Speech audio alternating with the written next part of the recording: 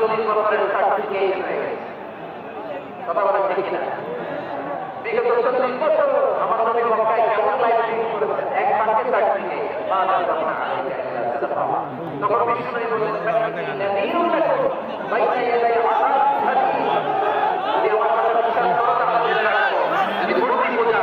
আর এই চিন্তি কর্মকাণ্ড না দিয়ে আল্লাহ